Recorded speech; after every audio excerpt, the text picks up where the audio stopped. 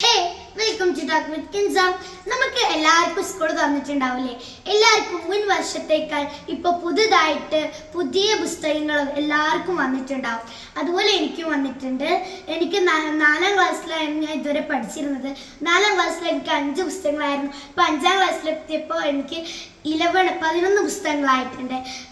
Social science, basic science ഒക്കെ വന്നിട്ടുണ്ട്. എനിക്ക് മുൻ വർഷം EVS ആയിരുന്നു. ഇപ്പോൾ EVS 2 ഭാഗമായിട്ട് വേർതിരിഞ്ഞിട്ടുണ്ട്. അങ്ങനെയൊക്കെ എനിക്ക് ഒരുപാട് വിഷയങ്ങൾ ഇപ്പോൾ വന്നിട്ടുണ്ട്.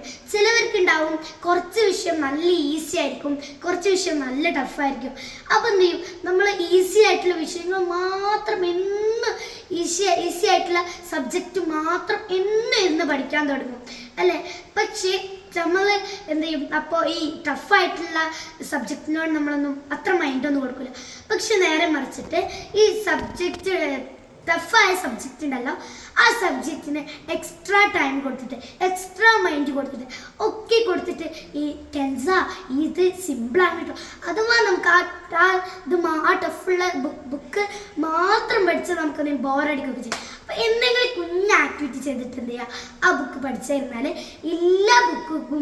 എല്ലാ സബ്ജക്റ്റും നമുക്ക് സിമ്പിളായിട്ട് പഠിക്കാനും എല്ലാ ബുക്കുകളും ഈസി ആയിട്ട് സിമ്പിളായിട്ട് നമുക്ക് പഠിച്ചു പോകാനും കഴിയും. അല്ലെങ്കിൽ എന്താവും, നമ്മൾ ഒരുപാട് വർഷം ഇങ്ങനെ സ്കൂളുകളും ക്ലാസ്സുകളിലൊക്കെ ഉയരിലെത്തൂലേ, അപ്പം എന്ത് ചെയ്യും, അത് മാത്രം നമ്മൾ നോക്കാതിരുന്നാൽ, സബ്ജക്റ്റ് മാത്രം നോക്കാതിരുന്നാൽ എന്ത് ചെയ്യും, അത് ഭയങ്കര ടഫായിട്ട് പോകും.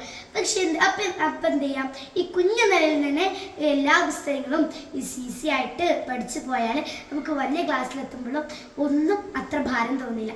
Thank you.